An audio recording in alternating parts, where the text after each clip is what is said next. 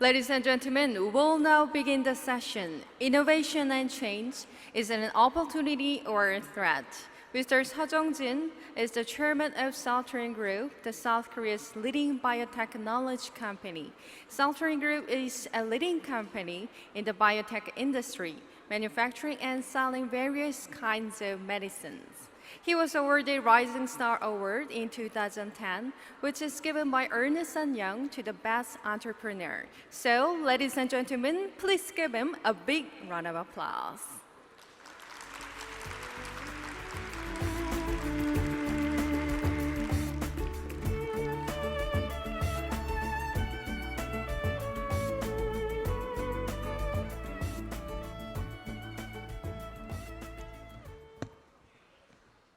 자, 안녕하세요. 방금 소개받은 서정진입니다.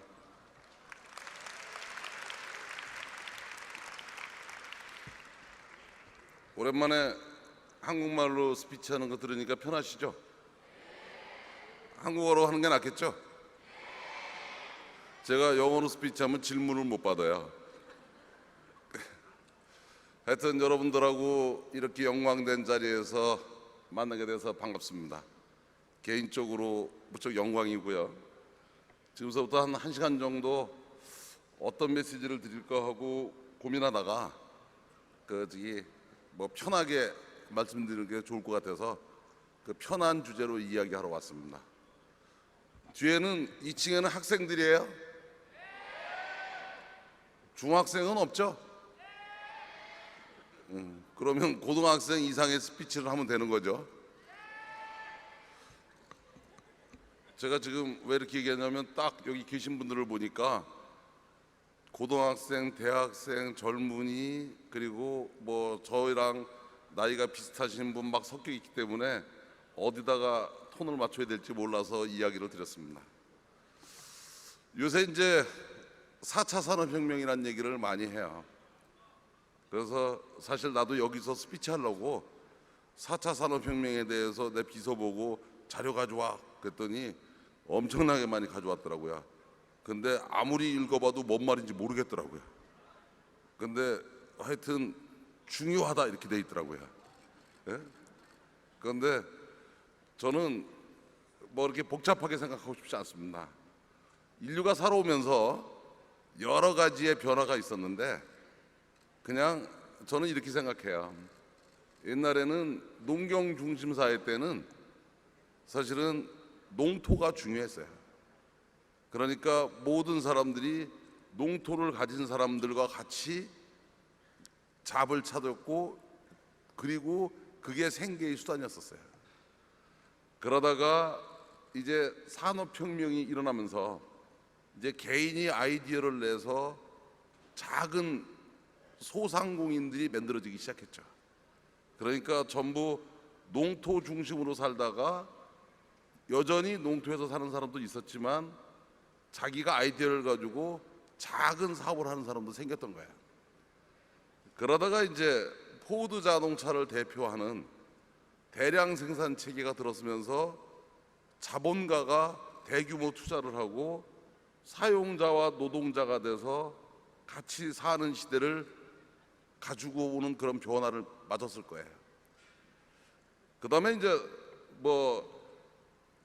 뭐라고 정의하기는 그렇지만 정보통신 산업이 중심이 돼서 그래서 또 하나의 정보통신의 새로운 변화가 생겼어요. 그러다 보니까 국경이 없어졌죠. 그리고 정보가 리얼타임으로 공유화가 됐어요. 그러다 보니까 더 유리한 것도 많아졌지만 힘들어진 것도 많이 있는 겁니다. 그렇지만 또 하나의 큰 생활의 변화가 생겼죠. 그래서 요새는 휴대폰 없이는 못 사는 시대가 돼버렸잖아요.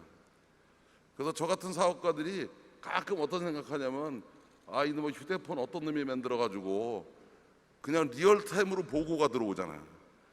옛날에 유선전화 할 때는 안 들으면 편안했던 걸 들었으면 모른 척 할 수도 없고 그 다음에 이제 또 다른 어떤 변화의 시대가 오고 있느냐, 사실은 이제 기술이 각자의 기술들이 이제 융합을 하기 시작했어요.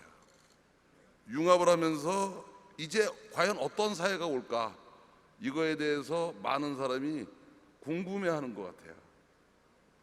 이제 지금서부터는 그 주제를 가지고 한번 이야기를 해보겠습니다. 자, 다음 슬라이드 보여주세요. 그래서 이제 명명을 4차 산업혁명이라고 합디다. 근데 이런 시대는 우리가 여기서 세미나를 한다고 오는 것도 아니고, 우리가 이렇게 열심히 연구를 했더니 더 빨리 오는 것도 아니고 자연스럽게 오고 있는 거예요. 근데 저 뒤에 있는 젊은이들한테 내가 이야기하면 사실은 이건 여러분들한테는 기회예요. 사실 제일 안 좋은 거는요, 아무 변화가 없는 겁니다. 아무 변화가 없는 거는 기회도 없는 거예요. 시도도 할 수 있는 틈도 없는 거예요. 근데 한 가지 확실한 거는 이런 변화의 시대가 오고 있다는 겁니다. 다음. 그러면 이런 시대의 변화는 어떻게 보면 좋은 면도 있지만 나쁜 면도 있을 거예요. 이런 시대의 변화가 여러 가지 사람의 삶을 바꿀 수도 있을 것이고, 직업을 바꿀 수도 있을 것이고, 또 그것이 사회의 문제를 유발시킬 수도 있을 거라고 생각하는데, 제가 생각하기에는 이번에 오는 이 변화가 그동안의 변화보다 부작용이 가장 큰 변화가 올 거라고 생각을 합니다. 그래서 이 시대에 대한 준비는 국가도 해야 되지만, 사회도 해야 되지만, 교육계나 여기 계시는 모든 분들이 작게는 자기의 일이기도 하고 더 나아가서는 자기 자식의 일이기도 할 거예요. 뒤에 있는 학생들한테는 본인의 일이기도 할 거고, 저는 지금서부터 이런 변화의 시대가 왔을 때 어떻게 살아가는 것이 잘 살아가는 것이냐 하는 이야기를 한번 해볼까 합니다. 다음. 그래서 어쨌든 한 가지 확실한 거는 곧 머지않아 오는 이 새 시대는 어떻게 보면 위기일 것이고 어떻게 보면 기회일 거예요. 근데 문제는 자기가 어떻게 대응하느냐에 따라서 기회일 수도 있지만 대응을 놓치면 위기일 수도 있다는 한 가지 확실한 사실이에요. 다음. 제가 지금서부터 잠깐 저희 그룹의 광고 필름을 2개를 보여드리겠는데, 이거는 제가 콘티를 직접 만드는 필름이라 보여드리고 무슨 메시지를 전하려고 하는 것을 하겠습니다. 자, 틀어주세요. 편견의 말들과 반대로 달리기, 실패를 딛고서 묵묵히 달리기, 국내를 넘어서 30초짜리 필름 세계로 2개입니다. 달리기, 세상을 뒤집을 거꾸로 달리기. 그렇게 달려온 불굴의 15년, 앞으로 100년, 셀트리온이 다시 한번 진심의 길을 달려갑니다. 셀트리온이 합니다. 셀트리온. 다음.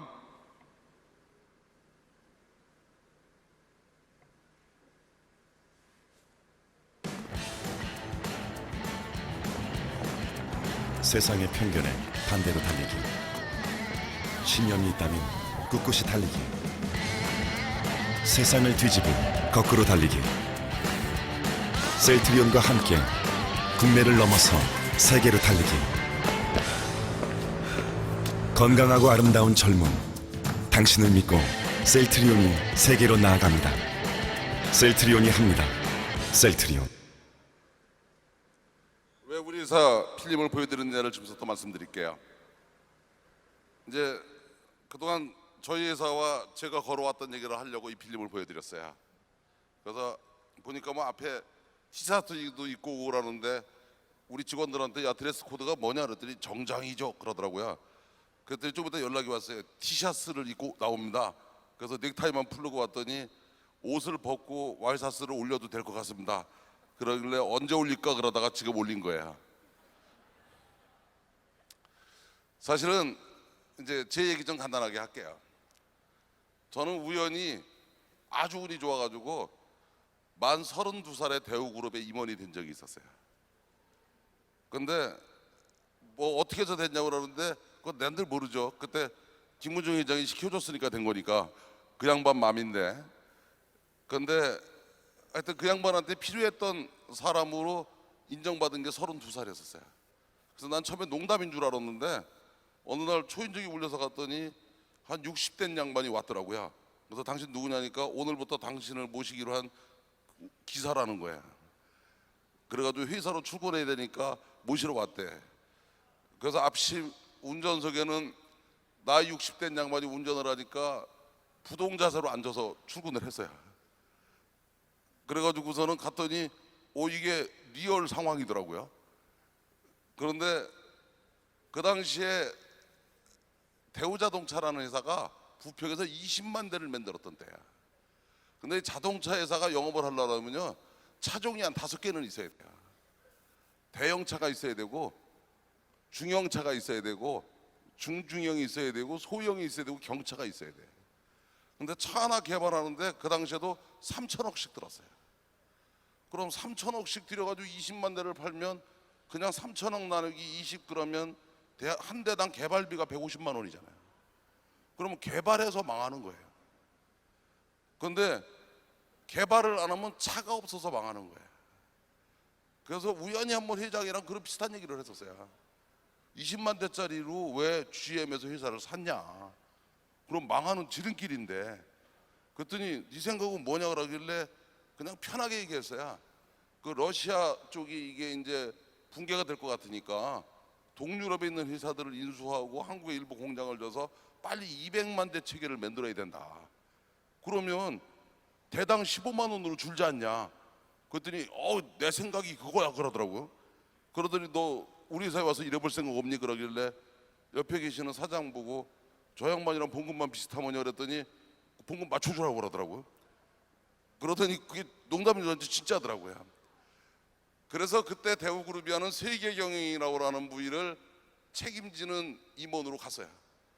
난 32살 때 내 나이가 무지장 많은 줄 알았거든요. 그때 그 자동차 부문 부회장이 김태구 회장이셨는데 근데 이 양반이 1년간 저한테 존댓말을 하더라고요. 그래서 나는 이 양반이 나를 인정해 주는구나 이렇게 생각했어요. 근데 1년쯤 지나고 났더니 하도 말이 안 돼서 너한테 존댓말을 했는데 1년쯤 지나고 나니까 네가 아주 멍청한 놈은 아닌 것 같으니까 지금부터 반말할게 그러더라고요. 그래서 이제 인정받는데 1년 걸렸어요. 그러고 참 열심히 했어요. 그런데 내가 몰랐던 거는 우리나라가 IMF가 오는 걸 몰랐었어요. 그런데 IMF가 오는 때 대우그룹은 자금 조달을 전부 해외에서 했었어요. 그러다 보니까 금융이 돌아가지가 않는 거였어요. 그게 대우그룹이 무너지게 된 계기예요. 그러고 나니까 누군가는 뭐 경영 책임을 져야 될 것 같아서 제일 먼저 사표 쓰고 나온 게 나중에 보니까 저더라고요. 그래서 셀러리맨을 그만둔 게 99년 12월 31일이었어요. 그게 내 나이 45이었습니다. 그래서 45에 이제 정년 퇴임을 한 거예요. 그래서 이제 취직을 하려고 했더니 그 당시에 워낙 분위기가 안 좋아서 취직이 안 되더라고요. 그래서 이제 백수가 2000년 1월 1일 날 이제 백수가 됐는데 백수가 됐더니 여러 사람들이 뭐 전화가 오는데 특히 처갓집 식구들이 전화를 많이 해주더라고요. 그래서 그동안 고생했다고도 하고 그러더니 꼭 끝머리 묻는 말이 뭐 할 거냐고 물어보더라고요. 그래서 하여튼 생각이 있다고 그랬더니 그거 한 나흘 당했더니 할 수 없이 나도 사업해야 되겠다고 얘기가 나오더라고. 그 백수 안 해보셨죠? 네? 해봤어요? 처갓집에서 전화 와요 안 와요? 오죠? 며칠 버티기셨어요?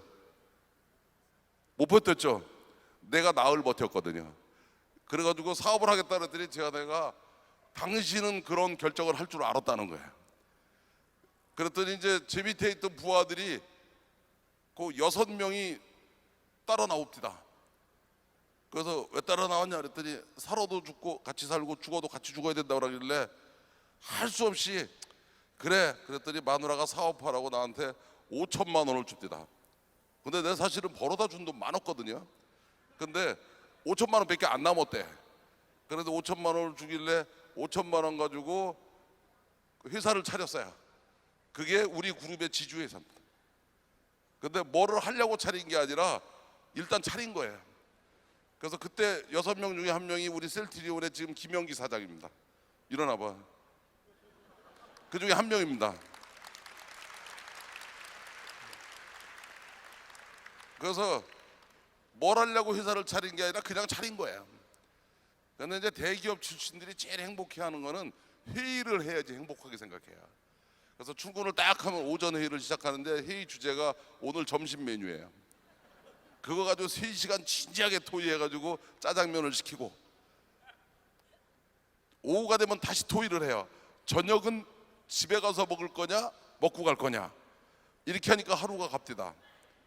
이거 보름 당하고 났더니 돌겠더라고요.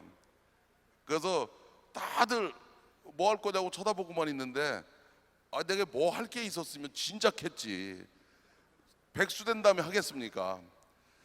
그런데 제 안에는 또 맨날 당신만 믿어 그렇게 하고, 뭐 대단한 돈 준 거 5천만 원 준 거 가지고 아직도 여유 있지 이렇게 물어보고 그래서 안 되겠길래 도망을 가기로 생각하고 미국으로 가겠다 그랬더니 다들 현명한 선택이래. 그러니까 그 큰 물에 가서 놀아야 된다는 거야. 그래가지고서는 미국 갈 때 여러 사람들이 잘 가라고 하는데 그게 다시는 돌아오지 말라는 인사말하고 갔더라고요. 그래서 이제 제일 먼저 LA를 갔는데, 거기 갔던 사람들이 왜 왔냐고 그러길래 사업 구상하러 왔더니 세탁소 하는 사람은 나한테 세탁소 하라고 그러더라고요. 그러면서 자기 거 싸게 팔 테니까. 그다음에 식당 하는 사람은 뭐니 뭐니 해도 식당이라는 거야. 그래가지고 거기 더 있다가는 안 되겠길래 도망을 간 게 샌프란시스코야. 왜냐면 거기 한국인이 적으니까. 근데 그때 산호세 호텔비가 엄청나게 비쌀 때였어요. 근데 갔더니 80불짜리 모텔이 있길래 갔어요. 그리고 그 다음날 이게 왜 80불인 줄 알았어요. 기찻길 옆에 있는데 5분에 기차가 한 대씩 가는 거예요. 그래서 이제 저녁만 되면 기차 세는 거예요. 기차 한 대, 기차 2대. 그러다가 기차가 안 오면 걱정이 되기 시작하는 거예요. 사고 난 거 아니에요. 오면은 안도가 되고. 그래서 며칠 밤은 기차 세다가 밤을 샜어요.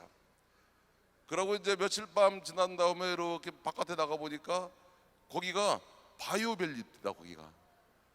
그러고 그 앞에 보니까 엄청나게 큰 회사가 있는데 그게 제넨텍이라는 회사더라고요. 그게 그 당시에는 세계에서 제일 큰 바이오텍 회사였었어요. 그래가지고 그 앞에 갔더니 얼씬도 못하게 하는 거예요. 그래서 가만히 보니까 이 바이오텍이 뭔지는 모르지만 이거 하면 괜찮겠다는 생각을 그때 처음 했어요. 그 이유가 사실은 이렇게 어려운 건 줄 알았으면 몰라 안 했을 텐데, 그때는 이렇게 쭉 보니까 뭐 건물 좀 있고 그러길래 만만해 보여서 그래 바이오텍이다 이렇게 생각을 했었어요. 그 다음에 이제 또 그때 생각했던 것 중에 재미난 거는, 그러다 보니까 뭐 오라는 사람도 없고 갈 데도 없으니까 이제 도대체 바이오는 뭐고 제약 사업은 뭔가 하고서는 이제 공부를 하기 시작했어요. 근데 이 제약 사업이 재미난 게요, 이게 FDA라는 게 있어가지고 현재 네가 뭐 하는지 미래에 뭐 하는지를 다 가르쳐 줘야지만 돼요. 다 예고하게 돼 있어요. 이게 이제 쉽게 말하면 벤치마킹이 안 필요한 거예요. 자료가 다 있으니까. 그래서 한 개씩 자료를 모으기 시작했어요. 근데 뭐 모으다 보니까 한 3달쯤 지나니까 내 호텔 변원박에 전 세계 제약회사의 지도가 다 있더라고요. 그러고 나는 그 전까지는 약이라고는 아스피린밖에 몰랐었어요. 그래서 뭐 이거 뭐 약 그러면 일단 어려워 보이잖아요. 그 의사, 약사, 그러고 생명공학 박사 이러면 어려워 보이길래 내 거 아닌 줄 알고 몰랐다가 가만히 보니까 인류가 태어나서 지금까지 개발한 약의 종류는 400개 미만입니다. 기본 물질은. 그러면 이 약의 원리가 뭔지, 임상해 보니까 부작용이 뭔지, 효능이 뭔지를 한 물질 가지고 반나절 이상 할 게 없어요.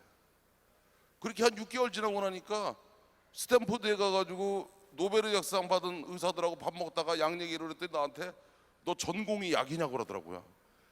그래가지고 아니라고 하면 안 만나줄 것 같아서 뭐 그럴 수도 있고 그랬더니, 야, 굳이 지가 만났던 애들 중에 너 진짜 똑똑한 놈이라는 거야. 그래서 노벨의 약상 받은 사람이 똑똑하다 그러니까 우쭐하더라고요. 예? 그러고 이제 그러다 보니까 생명공학 약을 쭉 보다 보니까 의학을 공부를 해야 될 것 같아. 근데 친구 보고 의사 보고 야 의사하는 친구 보고 책 좀 달라니까 이 새끼 이만큼을 주는데 우선 글자가 작고 다 영어로 돼 있고 그래서 보고 싶은 마음이 안 생기더라고. 근데 비구자니까 딱 좋더라고. 비구자니까. 그래서 한 일주일은 비구자는 용어로 썼고 그러다 가만히 보니까 해부학을 하면 될 것 같아. 왜냐면 의학 서적의 절반이 그림인데 장기 그림이거든요. 그 절반의 나머지 25%는 장기 이름이에요. 나머지 25%는 그 장기가 겪었던 트러블과 그거에 대한 슈팅 내용이야. 그래서 생명공학은 뭘로 독학했냐? 수능 책에 보면은 고등학생도 있지만 수능 대비하기 위해서 인터넷에서 하는 그 저기 생물책이 생물. 그 뭐라고 하더라 그때? 그 우리 애랑 같이 그거 봤는데 그래서 2달 했더니 뭐 생물 되게 알겠더라고요. 그래서 생명공학은요 생물을 길게 얘기하면 생명공학입니다. 그리고 생물책보다 그림을 좀 많이 넣어놓고 약어를 많이 넣어놓으면 생명공학이에요. 그리고 약학은 양 400개 외우면 돼요. 의학은 또 뭐냐면 해부학을 어느 정도 하고 나면 의학서적 책이 보이기 시작해요. 근데 이게 참 좋은 거는 뭐냐면 기술의 발전의 속도가 느려요. 그 이유는 딱 하나야. 장기가 안 바뀌어서 그래요. 이게 할아버지 간 다르고 아버지 간 다르고 아들 간 다르면 공부할 게 많은데 할아버지 간이나 네 간이나 똑같거든. 그렇잖아. 간이 뭐 패러다임이 바뀌는 것도 아니고. 그래서 1년에 간에 대한 새로운 학문이 개수로 많이 나왔자 100개 안 나옵니다. 그러면 100개만 휙 보면 최신학문 다 보는 건데 내가 왜 서두에 이런 얘기를 하냐. 뒤에 할 얘기 중에 하나를 얘기할게요. 도전해 보라고 그러면 많은 사람이 늦었다고 그래요. 나 45살에 시작했거든요. 그 다음에 돈 없다고 그래요. 5천만 원 가지고 시작했어요. 그 다음에 그쪽 분야의 전문가가 아니라고 그래요. 나는 생명공학과 약학과 의학을 다 독학한 사람이에요. 그런데 그런 거는 전부 핑계일 뿐이에요. 그게 절실하면 하게 돼 있어요. 그래서 이게 왜 시간이 오래 걸리냐 공부하는데 돈 내고 학교 다녀서 그래요. 그런데 돈 쓰면서 공부하면 금방 해요. 어제 그저께는 터키에서 제 파트너가 왔어요. 터키 우리랑 똑같은 우랄 알타기어 사람입니다. 어순이 똑같아요. 제가 우리 직원들 데리고 이스탄불 갈 때 단어 100개 딱 줘요. 그래서 이스탄불 비행할 때까지 100개는 금방 외웁니다. 그리고 이스탄불 공항에 딱 도착하면 영어하고 한국말 쓰지 마. 100개면은요 먹고 사는데 터키에서 전혀 지장이 없어요. 그리고 일주일쯤 있으면 단어 500개 외우거든요. 비즈니스 협상하는데 지장이 없어요. 근데 터키어를 공부하는데 4년 걸리거든요. 그런데 출장 다니면서 공부하는데 일주일이면 충분하거든요. 그게 다 우리가 가지고 있는 관념의 허구입니다. 모든 게. 그래서 예를 들어서 결론적으로 탁 얘기하면 나 2000년에 5천만 원 가지고 사업 시작했어요. 근데 내가 해보니까 5천만 원 가지고 전 세계 천등 안에 들어가는데 11년 걸리더라고요. 그럼 어떻게 보면 여기 있는 모든 사람들은 다 나보다 나으면 나었지 나쁠 게 없을 것 같아요. 앞에 계신 분한테 여쭤볼게요. 잠깐 나와봐요. 네. 한국말 할 줄 알죠? 이리 와요. 우선 관중들한테 인사하시고. 인사해요. 소속. 예. 안녕하십니까. 삼성화재에서 왔고요. 권상민이라고 합니다. 자, 내가 묻는 말에 대답해 보세요. 대학은 나왔어요? 예, 나왔습니다. 어느 대학 나왔어요? 고대 나왔습니다. 오, 나보다 좋은 대학 나왔네. 그다음에 나이 몇 살이에요? 예, 39입니다. 나보다 나이 어렸고. 네. 5천만 원 있어요, 없어요? 예, 있습니다. 어이. 잘 기억해 두세요. 10년 뒤에 만나기 힘든 사람입니다. 네, 감사합니다. 10년이면 충분할 것 같죠? 11년. 11년? 오케이. 그래 넉넉하게 12년. 네. 저기 12년 뒤에 만나기 어려운 사람입니다.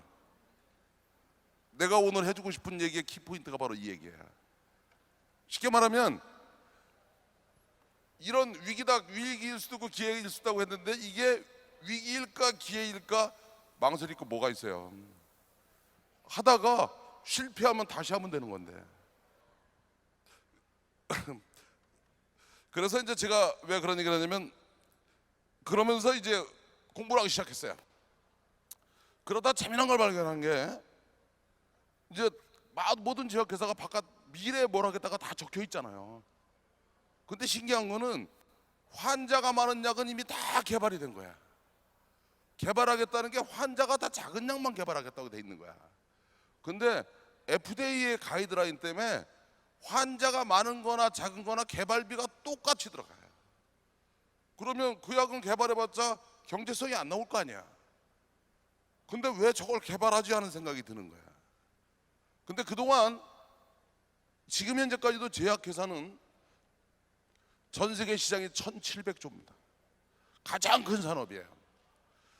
그동안 화자나 이런 세계적인 다국적 회사가 1,700조 시장의 70%를 다 가져갔어요. 그래서 제약회사는 그렇게 100년, 10년씩 된 그런 대형 회사가 아니면 엄두를 못 내던 산업이었어요. 근데 그때 가만히 보니까 이제 새로운 시대가 오는 것 같아. 그 이유가 뭐냐? 고령화가 되거든요. 고령화가 되면 약의 수요가 많아지는 거예요. 근데 그거를 다 정부가 해주려니까 너무 예산이 많이 드는 거야. 그러면 경쟁을 시킬 거 아니에요, 막. 그러면 경쟁력이 있는 회사가 이기겠더라고요. 오래됐던 회사가 이기는 것도 아니고 등치가 큰 회사가 이기는 것도 아니고. 또 재미난 건 바로 뭐냐? 새로운 약을 한다는 것들이 경제성이 안 나온다 그러면 그 약이 별로 성공할 확률이 없을 거 아니에요. 그러면 그동안 제약산업은 R&D 중심의 산업이었는데 인더스트리 중심으로 패러다임이 바뀌겠더라고요. 그러면 아시아의 기회가 오겠더라고요. 그럼 아시아에서 가만히 보니까 한국은 공산국가고 일본보다는 한국이 창의력이 좋은 나라잖아요. 그래서 한국한테 이 산업이 맞겠다는 생각이 딱 들었어요. 그래서 이제 제가 드디어 이제 목표를 달성한 거예요. 그래서 이걸 리포트로 써가지고 컨설팅 사업을 하려고 그랬어요. 그래서 드디어 내가 이제 평생 먹고 살 거리가 생겼다. 그래서 리포트를 써가지고 컨설팅 사업을 하려고 우리나라 대기업들한테 권유를 했어요. 그랬더니 대우 망가뜨린 놈이라고 내 얘기를 들으려고를 안 하는 거야. 만나는 사람마다 밥이나 사주려고 그러고. 근데 또 내 얘기를 듣더니 내 얘기를 들었던 애들은 또 그 회사를 관두고 우리 회사로 오는 거야. 그래서 돈을 들어갔더니 돈은 안 오고 사람만 오는 거야. 그래서 아무도 안 한다고 그러길래 할 수 없이 컨설팅을 하려고 하다가 저 친구한테 야 우리가 직접 이 사업을 하면 얼마가 필요하냐 그랬더니 자동차 회사에서 같이 있었거든요. 저한테 계산을 착 해주는데 1,200억이면 할 수 있다는 거예요. 근데 그때 송도 경제 신도시 있잖아요. 그게 갯벌이었었어요. 근데 갯벌인데 가만히 보니까 이 땅은 언젠가는 될 것 같아. 그래서 그거를 3만 평을 샀더니 150억에 사는데 10년 거치 상한으로 사서 15억만 내면 되는 거길래 일단 15억을 냈어요. 1년 뒤에 나중에 15억을 내나 안 되건 나중에 하면 되는 거니까. 그때 갑자기 거기가 경제특구가 된 거야. 그러더니 농협에서 어느 날 찾아와가지고 담보로 800억을 대출을 해주겠다는 거야. 그랬더니 시에서 그러는 거예요. 15억에 사서 800억을 대출을 받으면 이게 말이 되냐고 그러길래 공무원한테 그랬죠. 너 사라고 지금. 그때 그 친구는 안 샀어요. 그러니까 또 그러면서 초기에 투자자들이 한 400억이 투자를 해줬어요. 그러니까 1,200억이 딱 잡길래 돈도 있고 아이디어도 있고 이제 나는 성공하는 것만 남았다고 시작을 했어요.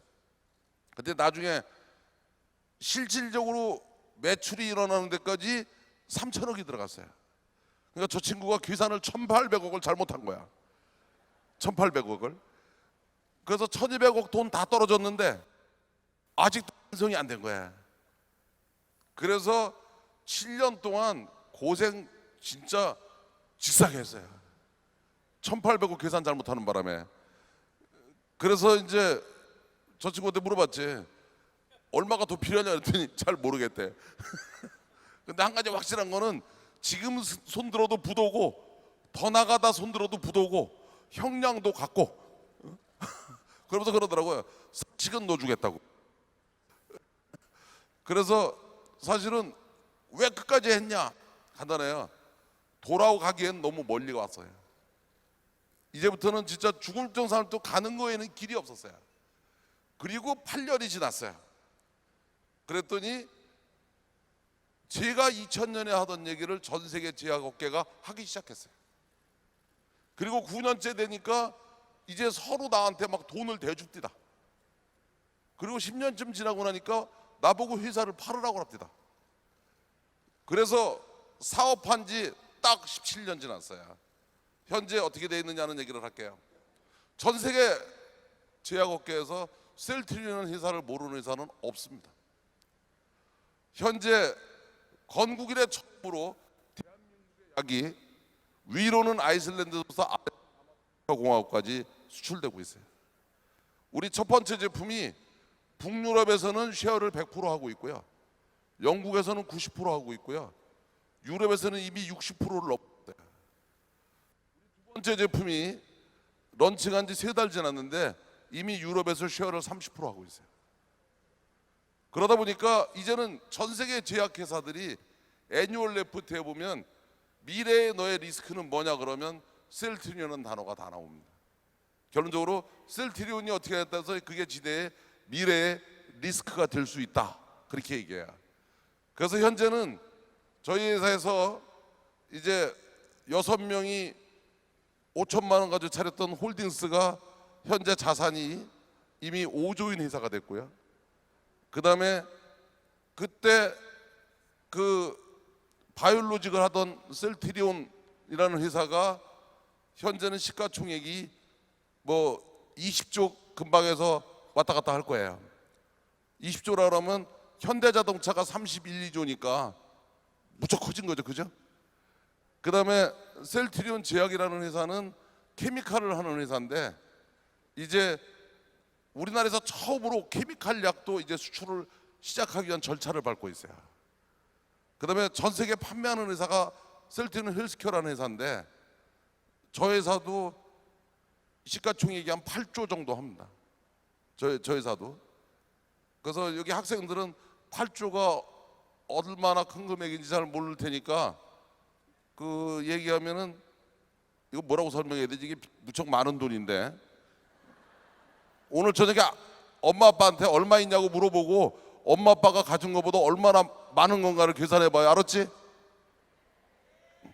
아직 조 단위로 돈 가져본 적은 없죠?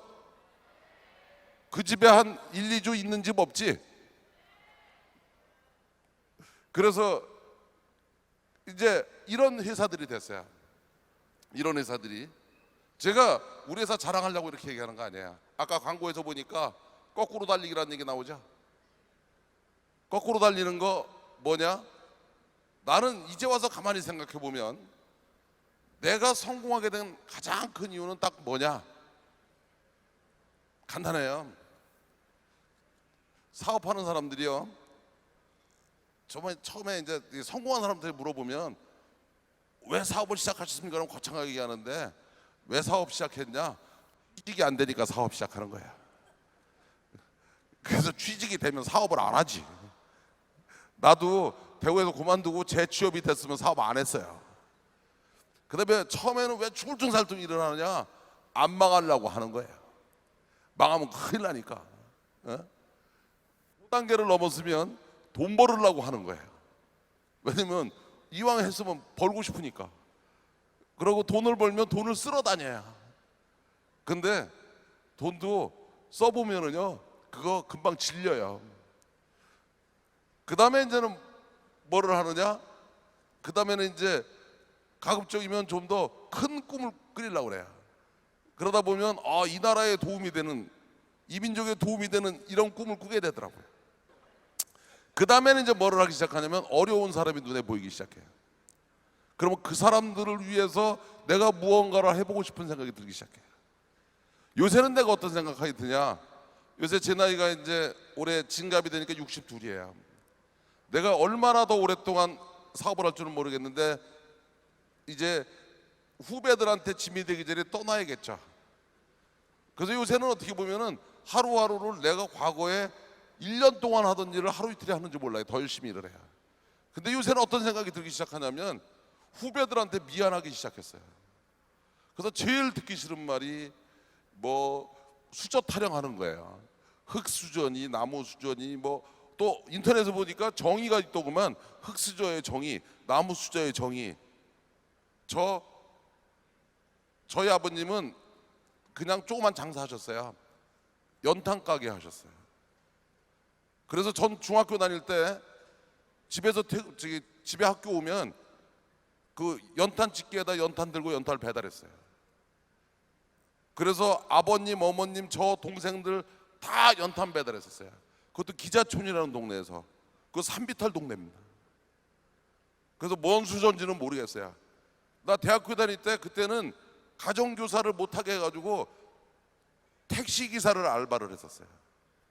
그래서 그때 한시택시라는 게 있었는데 24시간 택시 몰고 24시간 학교 다녔어요. 그래도 대학교 졸업할 때 4.3 만점에 4.18로 졸업했어요. 그래서 저는 대학을 4년에 졸업하지 않았어요. 그래서 제가 우리나라에서 문교부 공대 출신 중에는 조기 졸업 1호입니다. 그래서 24시간은 택시 몰고 24시간 학교 다녔어요.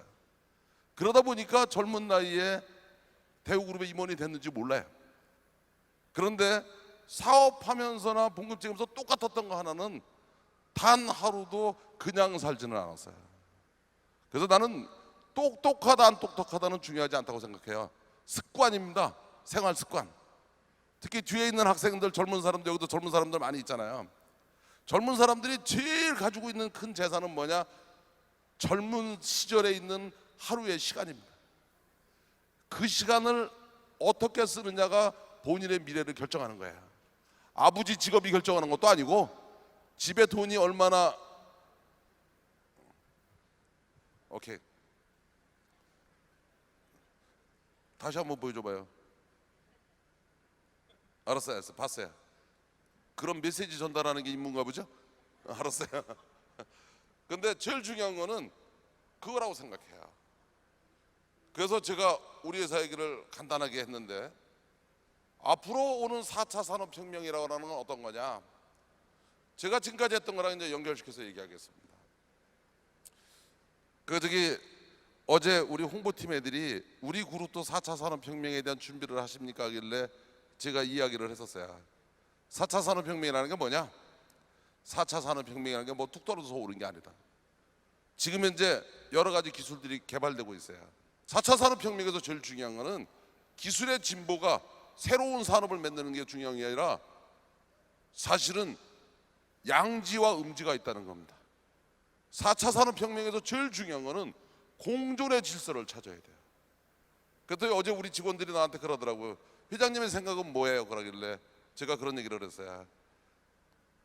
이 4차 산업혁명을 사업으로 하려고 하는 기업가는 4차 산업 이런 패러다임 때문에 생기는 실업자를 그 사람들의 잡을 다시 찾아줘야 된다. 그 사람들이 일할 일터를 만들어주지 않고 이런 사업을 하는 거는 이거는 재앙이다. 그래서 4차 산업은 혁명은 이렇게 축제 분위기로 할 만한 일이 아니에요. 어떻게 보면 이런 기술을 가지고 사업을 하는 건 쉬울 수 있어요. 근데 더 중요한 거는 국가나 사회는 이 시대가 왔을 때 일거리를 놓치는 사람들에 대한 대응책을 준비하는 게 더 중요합니다. 그리고 나를 포함한 모든 사업가는 이 준비가 안 돼 있으면 사업을 속도를 늦춰야 돼요. 이 준비도 안 돼 있는데 사업을 질러버리는 거는 그건 같이 죽자고 하는 겁니다. 그래서 4차 산업에서 제일 중요한 화두는 공존입니다. 공존이 준비되지 전제가 안 되는 4차 산업혁명은 재앙입니다. 다만 이제 여러분들한테 던지고 싶은 것은 그 산업을 공존이라는 전제에서 주도하는 주인공이 되고 싶으냐, 구제의 대상이 되느냐, 이건 여러분이 선택하기 나름입니다. 근데 사실은 주도해서 거기서 생길 수 있는 피해자를 같이 공존해주는 대상자가 되는 게 더 중요하잖아요. 그다음에 이 점을 아주 내가 쉽게 얘기했어요. 그런 시대가 왔을 때 나는 어떻게 할 거냐는 것은 내가 생각할 수 있는 건 여러분이 다 생각할 수 있다는 얘기인 거예요. 다만 자금이 없는 사람은 먼저 계획을 세워서 시스템을 준비해서 투자자들을 모으러 다니면 되는 거예요. 내가 17년 전에서부터 시작했듯이. 그래서 이 4차 산업은 기회일 수도 있는데 위기일 수도 있다는 얘기인 겁니다. 그래서 오늘 우리 매경과 MBN이 우리나라의 앞으로의 큰 화두일 이런 큰 세션을 시작했어요. 여기서 1시간 동안 어떤 메시지를 전할까? 짧은 시간 동안 전할 게 많지는 않을 거 아니에요. 근데 그 중에서 내가 진짜 전하고 싶었던 것은 3가지였습니다. 이 시대는 온다. 이것은 기회일 수도 있고 위기일 수도 있다. 그런데 그 선택은 여러분이 하는 것이다. 그 다음에 내가 했던 케이스는, 내 경험은 잘난 척하고 하려고 한 게 아니라 여러분도 할 수 있다는 얘기 해주려고 한 거예요. 마음만 먹으면 여러분은 할 수 있다는 얘기입니다. 그런데 꼭 생각해야 될 것은 이 4차 산업혁명이야말로, 이런 시대야말로 공존이라는 같이 살아야 된다는 전제하에서 우리가 사회가 준비를 해야 되고 국가가 준비를 해야 된다. 특히 이쪽에 투자하는 모든 기업가들은 기존에 투자하는 패턴으로 하면 안 된다. 이제부터 자기의 이익 때문에 음지에 있는 사람들을 생각해야 된다. 그래서 이것이 우리나라의 축복이 되게 하려면, 이게 우리나라의 새로운 먹거리가 되게 하려면, 새로운 핵심의 에너지게 하려면 이게 그냥 과학자들만의 게임이 되면 안 된다. 그래서 이 화두를 전 국민이 관심을 다 가져야 되는 화두예요. 그런 면에서 이번에 매경과 MBN이 이런 거창한 세션을 준비한 건 의미 있다고 생각해요. 그리고 또 오늘 여기서 오신 분들이 이제 여러 사람들의 이야기를 들었죠. 각자들 뭐 이렇게 하는 사람 얘기도 듣고 저렇게 하는 사람 얘기도 듣고 다 들었는데 공통적인 거는 다 평범했던 사람들인 거예요. 그런데 지금 와서 대단한 사람이 돼 있는 겁니다. 그 얘기는 여러분도 할 수 있다는 얘기예요. 왜냐면 나도 했으니까. 나 그렇게 대단한 사람 아니었으니까. 그래서 제가 여러분들한테 하고 싶은 말은, 여기서 헤어지면서 그런 생각하고 가시면 돼요. 야, 뭐 이렇게 해서 성공한 놈도 봤고 저렇게 해서 성공한 애도 봤고, 성공한 애를 본 걸로 끝내지 마시고 다 보니까 다 그냥 그렇고 그런 애네. 그러면 나도 할 수 있어, 그렇게 생각하면 돼요. 아까 세션에서 얘기하는 강사 내가 잠깐 봤는데 그냥 평범해 보이던데, 한국말도 못하고 중국어 하던데. 그렇잖아요. 예? 그 다음에 앞에 강사 누군지 몰라, 안 봤는데 평범했죠. 양복 한 벌 사 입을 돈도 없어서 캐주얼하게 나왔다면서. 그렇잖아. 그래서 여러분이 주인공일 수 있습니다. 그런데 그 중에서 제일 중요한 게 뭐냐, 사실은요, 내가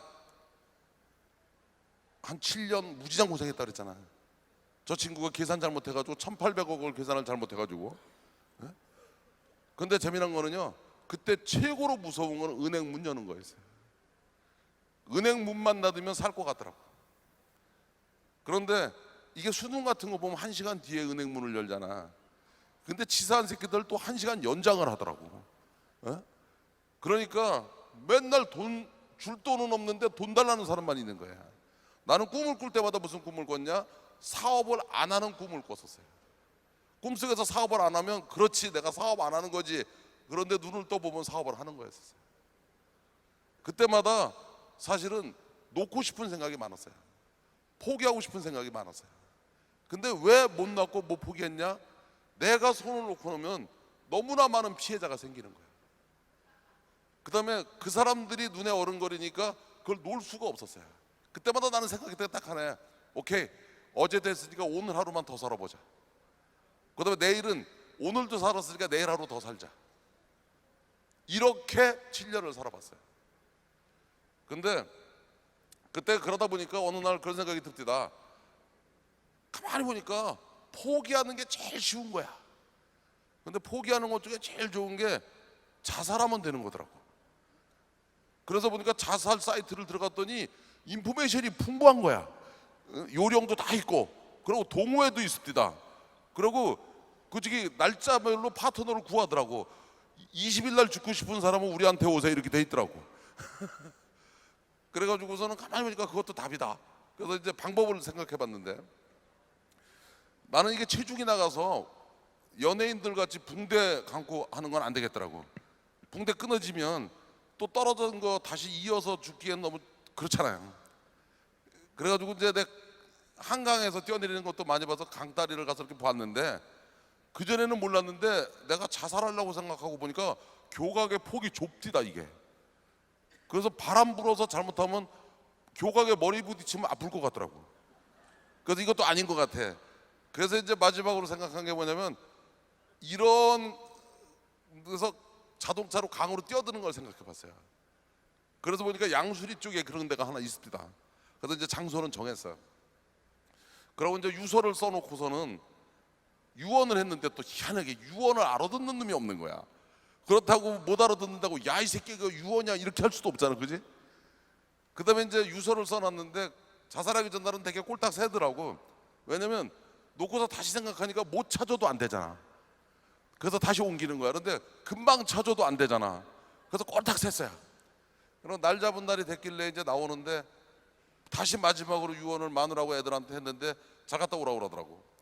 그래서 다시 들어와가지고 또 했어요. 그랬더니 왜 그러냐고 빨리 갔다 오라고 그러더라고. 그래서 속으로 아유 대가리 나쁜 년 같으니라고, 지 남편 유언도 못 알아들어. 그러고서 이제 왔는데, 양수리 앞으로 왔는데 이제 마지막 고민이 점심을 먹고 죽을까 그냥 죽을까 했어요. 근데 가만히 생각하니까 먹고 죽는 게 나을 것 같아서 이제 들어가서 마지막 메뉴를 오더하는 거 아니야. 그래서 이것저것 막 시켰더니 식당 주인이 막 짜증내는 거야. 먹고 싶은 것만 시키라고. 그래서 다 주라고 그랬더니 정신 나간 소리 하지 말라고. 그래서 식당 아줌마한테 야단 맞고서는 그 제육볶음하고 도토리묵하고 몇 개 시켜서 이제 먹고서는 이제 해지면 안 되니까 이제 할 수 없이 양수리 그쪽으로 갔는데, 아 이게 지금 이제 액셀레이팅을 지금 할까 언제 할까 하는데 이게 좀 망설여집니다. 그런데 이제 해가 뉘엿뉘엿 오니까 이제 할 수 없이 해야 되잖아. 그래서 에라 모르겠다고 액셀레이팅을 했는데, 이렇게 생긴 노로다 보니까 트럭이 중앙선을 넘어서 오는 거야.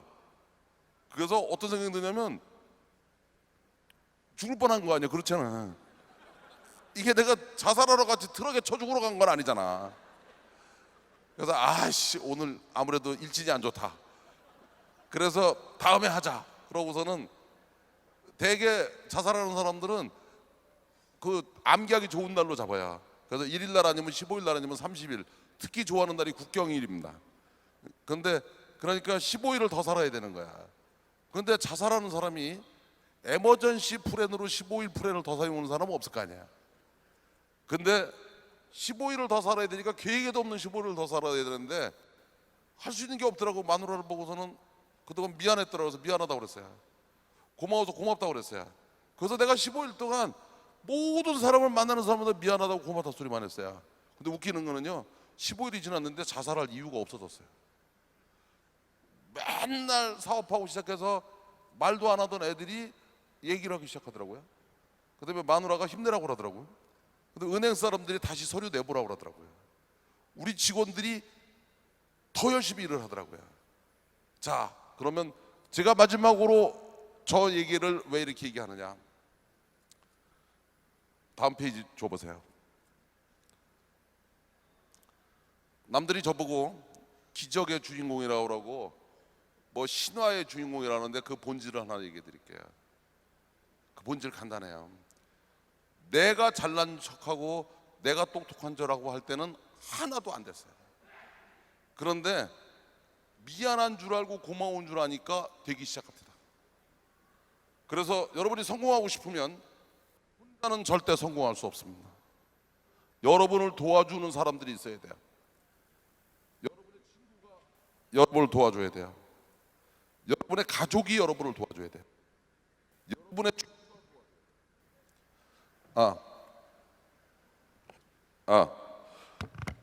여러분의 파트너가 도와줘야 됩니다. 그러면 여기서 이제 여러분들한테 마지막 팁을 하나 드릴게요. 제가 그랬죠. 전공이 뭐였느냐에 따라서 공부하는 거, 여러분이 절실해서 공부하면은요 전공이 뭐든 상관없어요. 1, 2년이면 충분히 여러분도 전문가가 될 수 있어요. 여러분이 성공하고 싶은데 돈은 많으면 좀 쉬울 뿐이지 돈이 없어서 못하는 거 아니에요. 나이는 젊었을 때면 좀 더 유리하겠지만 나이도 절대 조건이 아닌 거예요. 제일 중요한 거는 여러분을 도와줄 사람들이 있어야 됩니다. 근데 여러분을 도와줄 수 있는 사람들은 다 누구냐? 여러분들이 도와주고 싶은 마음이 들게 해야 돼요. 그러면 도와주고 싶은 마음을 들게 하는 사람은 뭐냐? 미안하면 미안한 줄 알고 고마우면 고마운 줄 알아야 되는 거예요. 그래서 사실은 이런 새로운 시대가 왔을 때 여러분들도 누가 되든 다 할 수 있어요. 근데 공부를 열심히 하는 것만으로 안 되는 거고 정보를 많이 가지고 있는 것도 안 되는 거예요. 이거는 필요 조건인데도 필요 충분 조건이 안 돼요. 근데 진짜 성공하고 싶으시면 다른 사람이 좋아하는 사람이 되십시오. 그래서 진짜 성공하고 싶으면 뒤에 있는 학생들한테 물어볼게. 니네가 나중에 성공하고 싶으면 네 친구가 지금 현재 5명밖에 안 되면 고등학교 졸업하기 전에 15명으로 늘려. 대학을 졸업하기 전에 50명으로 늘려. 그래서 집에 네가 들어가면 니네 가족이 너를 보고 행복해야 돼. 친구들한테 가가지고 네가 가면 친구들이 네가 나온 걸로 좋아해야 돼. 그래서 회사를 입사하면 너 때문에 그 회사 분위기가 바뀌어야 돼. 그래서 자기 주변을 바꿀 수 있는 사람은 모든 일을 할 수 있어요. 그런데 그거 나한테 처음 듣는 얘기도 아닐 거예요. 초등학교 때부터 배웠던 얘기야. 그런데 목숨 끊을 생각을 하고 모든 걸 내려놓으니까 나도 모르게 알게 되더라고요. 그래서 죽기 전에는 모든 사람이 그걸 알아요. 근데 알고 죽은 사람이 태반이에요. 그런데 다행스럽게 저는 그놈의 트럭 기사 때문에 그걸 알게 된 거예요. 오늘 여러분들한테 제가 맨 마지막에 강조하고 싶은 것은 여러분도 할 수 있습니다. 이런 시대는 온다는 확신을 가지고 지금 여러분이 공부하는 것보다 공부의 폭을 넓히세요. 정보의 폭을 넓히세요. 그리고 또 여러분의 생각과 행동을 바꾸세요. 생활 습관을 바꾸세요. 그래서 큰 꿈을 꾸려면 많은 아군이 있어야 됩니다. 그래서 이런 생각을 가지고 있는 사람이 많으면 이 나라가 싸움이 없어져요. 이 나라가 갈등이 없어집니다. 그러면 나라가 행복해져요. 그런 걸 보고 신의 축복을 받은 나라라고 하는 겁니다. 그래서 그 나라에 있는 젊은이들이 성공할 거냐 성공하지 않을 거냐는 그 나라를 가보면 압니다. 그래서 이번에 이 행사가 계기가 돼서 우리나라가 좀 더 모든 사람들이 남들을 행복하게 하는 사람들이 많아지는 계기가 되기를 바랍니다.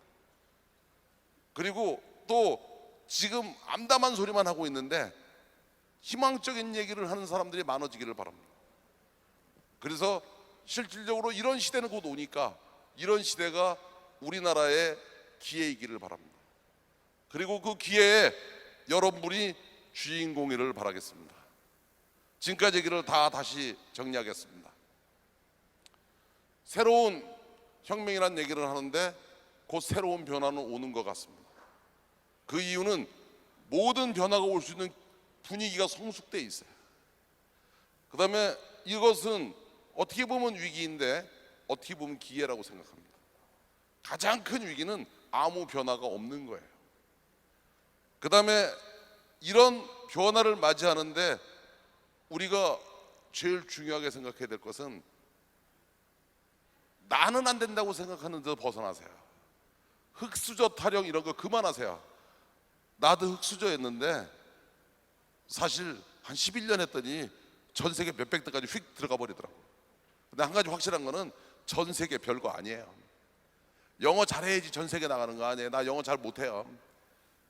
왜냐면 내가 미국 갔더니 그 담배를 피는데 그 미국 가서 말보로 달라 그러면 못 알아들어요. 발음을 굴려야 되거든. 그러면 미국 가면 허구한 날 켄트만 피워요. 켄트는 다 알아듣거든. 예? 근데 그 영어 가지고 미국에 가서 비즈니스 하는데 영어 때문에 비즈니스 못 해본 적도 없어요. 그 다음에 나이, 여기 계신 분 충분한 나이예요. 돈 지금 5천만 원도 없으세요. 그 다음에 전공 분야 2년만 공부해 보세요. 그 어떤 분야든 다 할 수 있어요. 그래서 도전하시는 게 중요해요.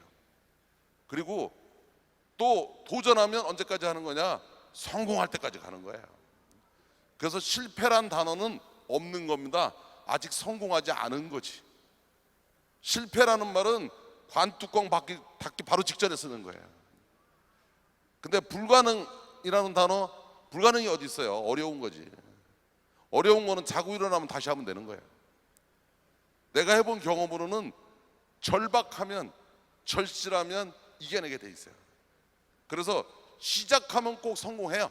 다만 일찍 하느냐 늦게 하느냐 차이는 있을지 몰라도. 그래서 그런 자신감을 갖는 게 좋을 거라고 생각해요. 그 다음에 도전을 해야지 열정이 생기는 것이지, 열정은 누가 주는 선물이 아닙니다.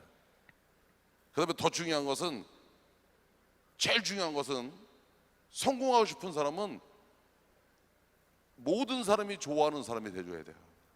그래서 최소한도 미안함과 고마움을 아는 사람이 성공을 할 수 있고, 그런 사람만이 성공을 해야 됩니다. 그걸 모르는 사람이 성공을 하면 그건 재앙이에요. 그래서 내가 해본 경험이 그렇습니다. 그래서 이런 새로운 시대가 오는 것이 여러분 모두에게 기회이기를 바랍니다. 그리고 오늘의 이 행사가 그런 면에서 우리나라한테 기회이기를 바랍니다. 제가 1시간 동안 짤막하게 말씀드렸는데, 직업이 사업까지 말하는 게 내 직업 아니다 보니까 얼마나 조리 있게 얘기했는지는 모르겠어요.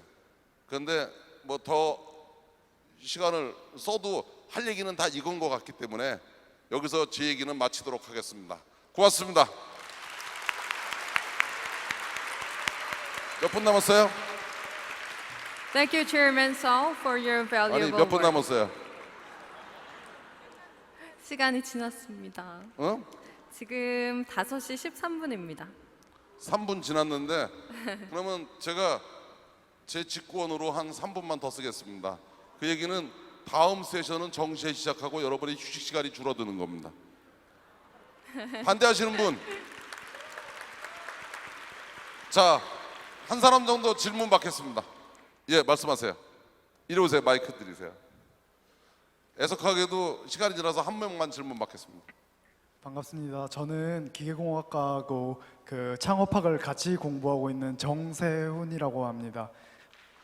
반갑습니다. 네, 반갑습니다. 제가 궁금한 게 하나가 있는데, 최근에 경제와 경영을 같이 공부하다 보니까 기업의 시장 논리에 따라 가지고 계속 혁신을 해야 한다라는 사실을 뼈저리게 깨닫고 있는데요.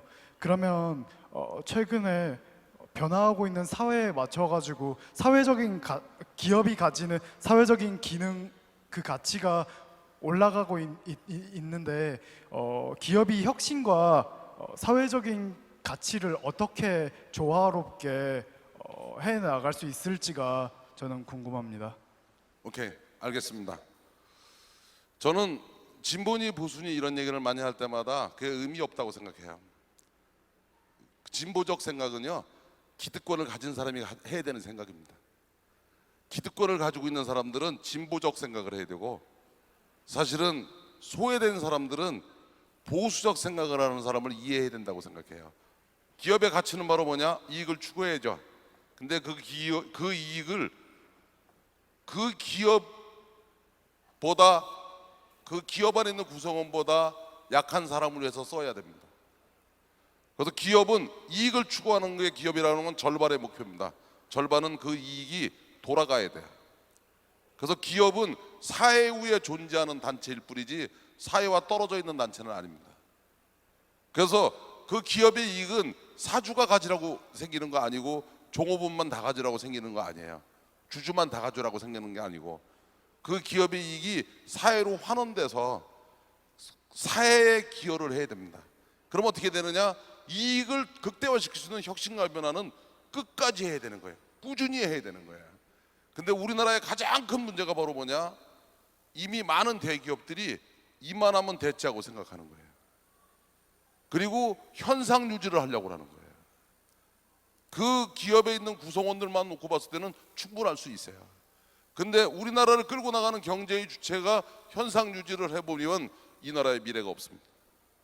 그래서 기존에 있는 기업들도 끝없이 혁신과 변화를 해서 더 큰 이익을 만들어내기 노력해야 돼요.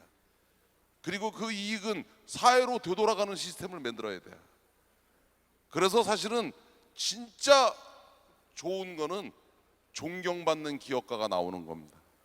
그리고 기업가는 존경받을 짓을 하는 거예요. 질문에 답이 됐어요? 내가 얘기하고 나도 기자용으로는 딱 좋은 얘기한 것 같은데